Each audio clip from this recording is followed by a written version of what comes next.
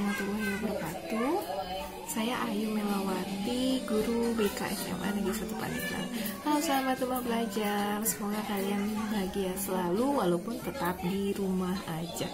Ya, kali ini saya akan membuat sebuah video pembelajaran terkait dengan penggunaan aplikasi berbasis TIK, yaitu salah satunya adalah menggunakan rumah belajar. Nah, kita tahu kan selama ini di tahun 2020 ini salah satu cobaan kita bersama adalah adanya pandemi Corona 19.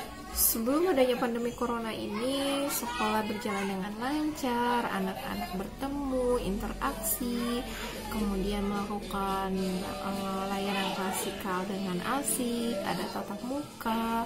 Nah, itu semua saat ini tidak bisa dilakukan. Bahkan kita harus social distancing karena kita harus menjaga agar semuanya terselamatkan gitu. Baru kali ini dengan berjauhan kita menyelamatkan diri dari virus corona. Dengan kondisi ini, saatnya kita kerja dari rumah, belajar dari rumah, ibadah di rumah. Sahabat rumah belajar, tentu saja pembelajaran di kelas harus tetap berlanjut walaupun memang tidak secara tatap muka. Karena kenapa? Dalam satu kurikulum atau satu tahun ajaran itu harus tetap terlaksana, bukan? Nah, oleh karena itu saya merasa sangat terbantu dengan adanya pembelajaran virtual, yaitu dengan berbagai media atau aplikasi.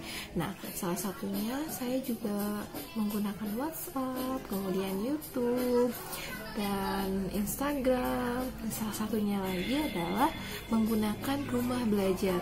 Rumah belajar ini sungguh sangat membantu dalam proses pembelajaran virtual.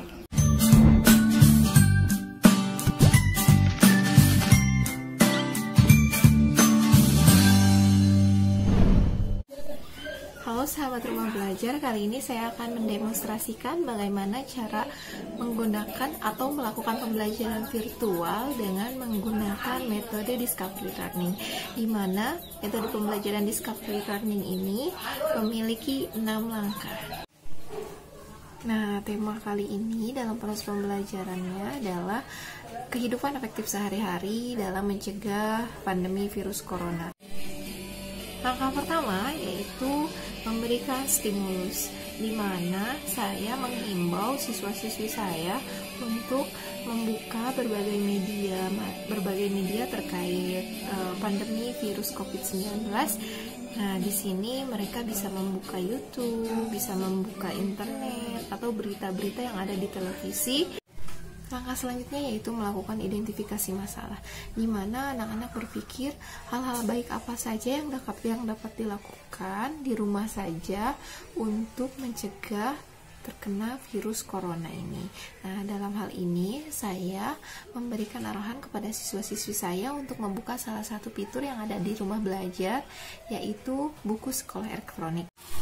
Pada langkah yang ketiga ini yaitu proses pengumpulan data, di mana saya menghimbau kembali siswa-siswi saya untuk membuka fitur rumah belajar karena di sana ada fitur sumber belajar, di mana siswa-siswi saya dapat mengakses video, audio, web yang dikemas secara menarik.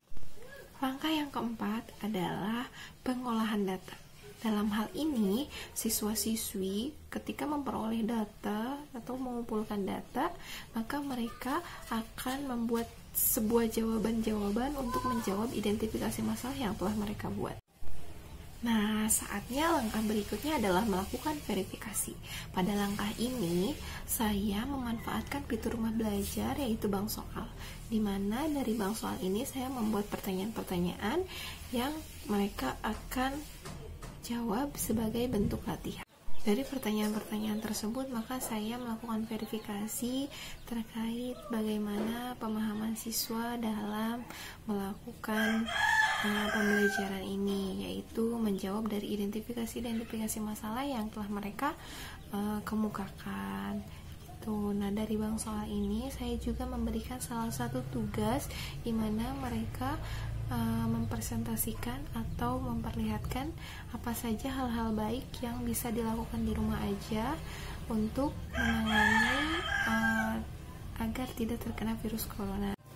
Oke, langkah yang terakhir adalah menyimpulkan atau generalization.